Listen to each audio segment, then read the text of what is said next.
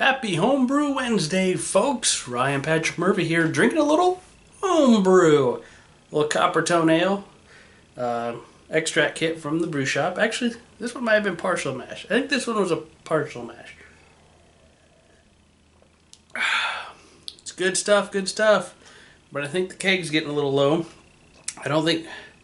So, bad news for my IBM pals who are looking forward to the Rye Channel YouTube Amber Ale that's in the other keg conditioning right now. So, we're having our IBM meet in October. Should be a pretty great time. So, I won't give exact information, but I'll just say it's in October. The second keg, thanks to Brett's Brewery for hooking me up, is naturally carbing the Rye Channel YouTube Amber Ale. And that's been going on since the 20th, I believe. So, hopefully that comes out alright. I've put the gas tank on it a few times just to make sure it has pressure, and it still seems to be pretty solid. So, that's pretty cool. Finally finished the How to Brew book. Still recommend it. It does get really technical towards the middle. But even if you're just an extract brewer, probably the first section or two probably be good for you to read. But you will hit parts towards the end, and there's even parts right in the middle where it gets really technical, and it's telling you how to calculate different things like IBUs and all that. It's kind of like, why read it? Because you're not going to memorize it. Unless you can memorize it, then by all means. So I did kind of skip some pages just because wasn't something I could immediately use, so I wasn't going to try to read it because I wouldn't remember it anyway. Big news! Big news! The results are in for the Iowa State Fair. Now, a couple weeks ago, I did tell you what my scores were, but now I have what the judges said. So, I put in 2 beers, just a reminder to those who haven't seen. The PSA IPA and the Mocktoberfest. So let me just grab these. Alright, so we'll start with the worst of the two. Now remember, I thought that I would get a very low score because of overcarbonation. That was my theory. We'll read here and see what they actually said. Now, I did read ahead on this. So, because their handwriting really sucks. I haven't read all of it, though, so I may still struggle a little bit. Bear with me. Let's go with the IPA, PSA IPA. It's the all-grain brew that I did. It was converted. It was actually a conversion of Brewer's Best PSA IPA. Disclaimer. Which was a fantastic beer the first time I did it. The extract kit, that is. But the all grain is what I submitted, and there's probably some things that could have done different, but ultimately I think it was that overcarbonation. But let's see what they say.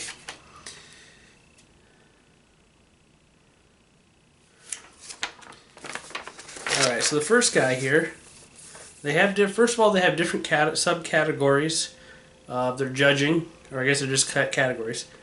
This guy is a BJCP provisional judge, so I don't know what that really means. Dan ABA, our good friend out there, he may be able to tell you in the comments if he happens to see this. Bottle inspection, appropriate size, cap, fill level, label removal, etc. Comments a hop on top. I used at first I didn't know what that meant until I saw the other judge, what the other judge said, and my cap had a hop on it. Had a hop, picture of a hop on it. So I don't know, maybe that's forbidden or something. I don't know. The IPA I think was a last minute entry kind of. Well, it was a last minute decision to put it in. So I don't know if that hurt my score or anything, or just a note that that's what it was. Aroma. Malt esters of fruit, pears, and peaches. No hop character, some medicinal aromas. The medicinal one kind of gets me a little bit. I wasn't really expecting that, but anyway. The categories each have a score, and those scores add up to the 13. Both judges gave me 13 out of 50 on these.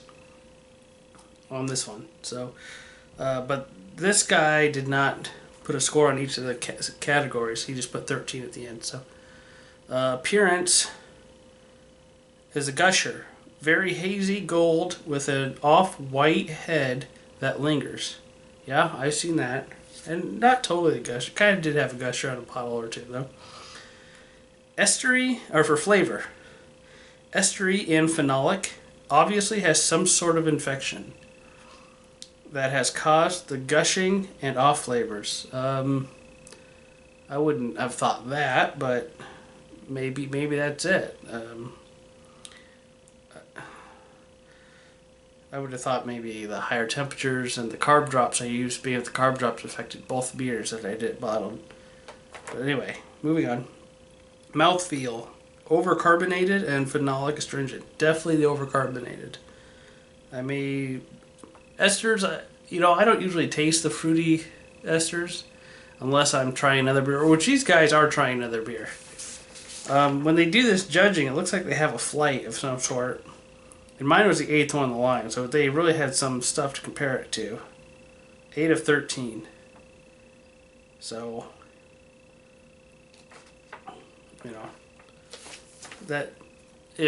when I tried my Chinook Porter, it had a little fruit, which I kind of liked once I noticed it was there, but that is technically an off flavor. So but a phenolic astringent. I never got really astringent in this beer. Overall impression. Obviously infected. Check your sanitation when brewing or packaging. Okay. I'll do that. Total 13 out of 50. They have these descriptor definitions to mark all that apply. Estery, metallic, and phenolic. Alright. Let's go on to the next judge. This appears to be a lady. Like I said, I'm not going to say any names, but just by the name I'm assuming, and it doesn't matter. But she is non-BJCP. Bottle inspection. Comments. Hot bottle cap. Apparently, I did not get a check. There's a check box here for appropriate size, cap, fill level, label removal, etc. I did not get a check. So, I might have been punished for that. Aroma. Fruity esters right off the bat. And overly strong hop aroma. Alright.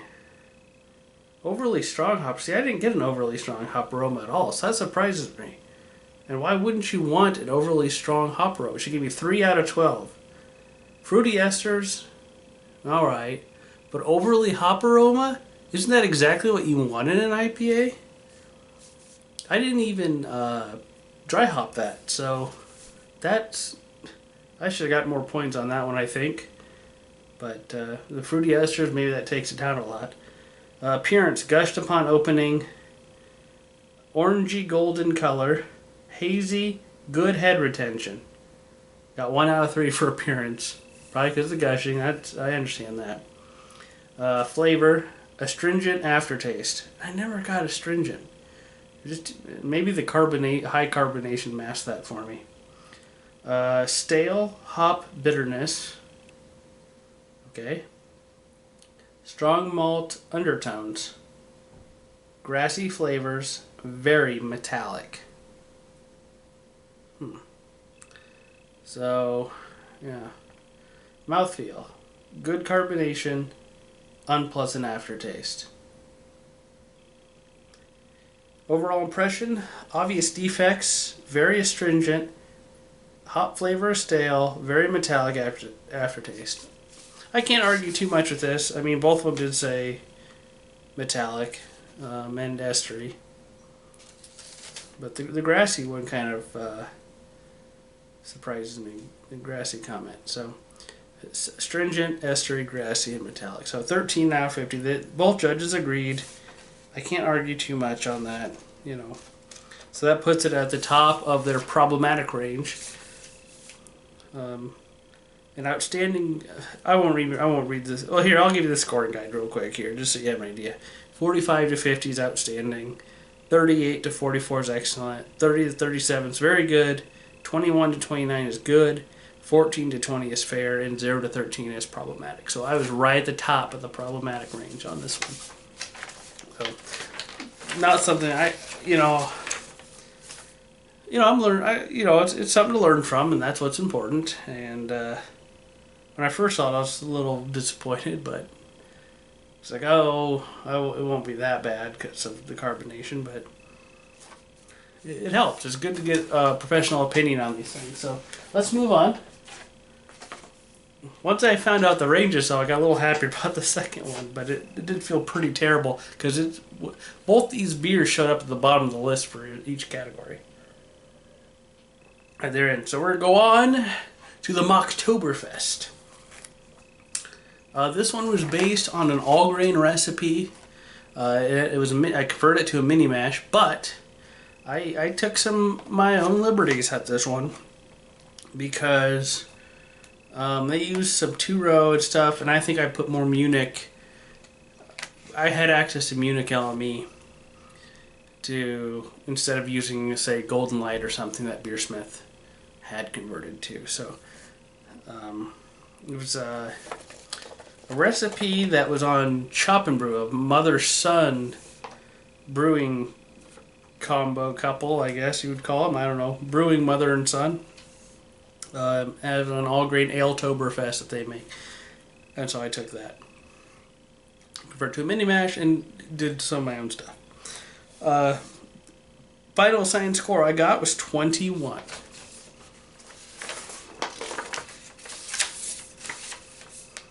This guy is certified BJCP.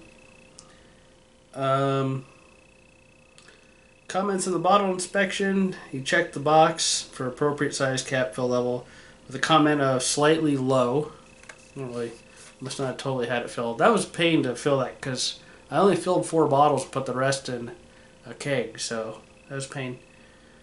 Spicy, fruity, and clove notes indicating a higher fermentation temperature. Lower malt notes, no noticeable hop aromas. I do tend to ferment a little warmer here, and that's pretty much right on the spot. I would say, although the spicy, fruity, and clove notes, I find that kind of interesting. I would not have guessed that one, but interesting. All right, that's in the aroma. Appearance: amber in color, some haze present. Light tan head that pours tall and sticks around well. I think that's some of that overcarbonation I was telling you about. Oh, on aroma I got 5 out of 12. Appearance 2 out of 3. Okay. Flavor, which I got 5 out of 20 on this. Spicy, phenolic, clovey flavors. Firm bitterness. Lower malt character than is typical in an ale Oktoberfest. Harsh something.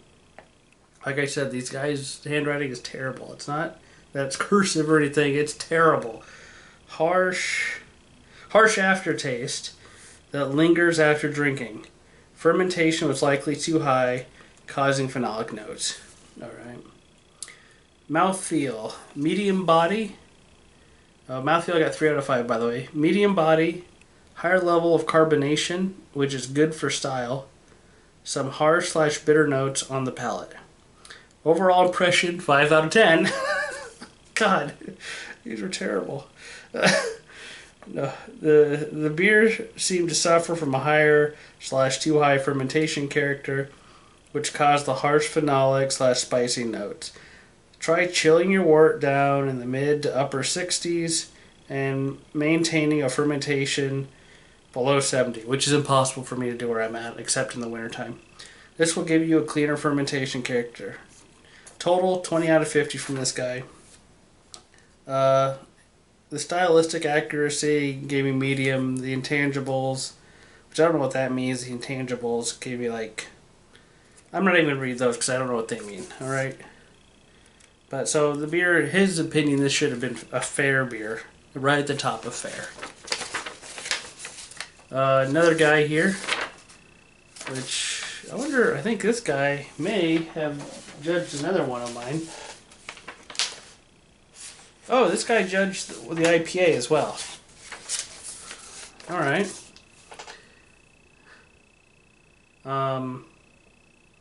Apparently both bottles were a little low. Okay, you check the box. He's the provisional judge. That wasn't the other one. Okay. Aroma of cloves and pepper and spices, some flowery esters, very little malt or other aromas came through. 5 out of 12 on aroma. Appearance, 2 out of 3. Slightly haze, deep copper with a thick, blocky head that lasts a good long time. Flavor, 9 out of 20. Dominant flavors are cloves, peppers, and spices. The malt backbone is there with some sweetness. Mouthfeel, 2 out of 5. Some creamy smoothness that is, but it is offset by the more sharp components of the esters and phenolics. Overall impression, 5 out of 10. The base beer seems okay for a Mocktoberfest, however the fermentation issues are problematic. Look at the temperature and the strain. Alright, I think I feel this one was a pretty fair judge. Astringent, phenolic, and this is 23 out of 50. So that averaged out to 21, which put me in the good category on this one. Low end of the good category, but I'm alright with that. For comparison, the guy who did both, he was the one that said I had an infection in the IPA, so it's good to read that. So it's good to get feedback from people who know what they're doing.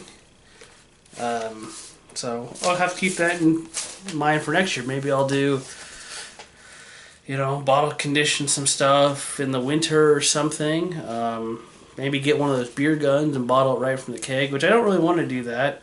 I'll do a couple batches of full bottle, a couple batches, and just those usually do well for me, and just ferment them in the winter. So January, February, just have a couple beers ready to go for, it's kind of a long time though to have a beer in August. So I couldn't do an IPA or something, but I don't know what I'll do. Next year I'll probably put in my stout. If I'm not living here, maybe I'll have another freezer and I can get another temperature controller and just have a fermentation chamber, That'd be nice. Make it a little cooler, and it would help with some of the high temperature stuff here that they're talking about. So, I may disagree with some of the IPA notes. Maybe it was, I don't know, it could be infected. It could have been infected. There was some problems with the fermentation on that one, but I won't go into that too much. But, it's good to get these. I'm excited that I got the notes back, and, that's pretty cool. So, I'll probably do it again next year. It seems pretty fun. So, cheers, 17. We'll see you next time, and keep drinking good beer. Happy Homebrew Wednesday.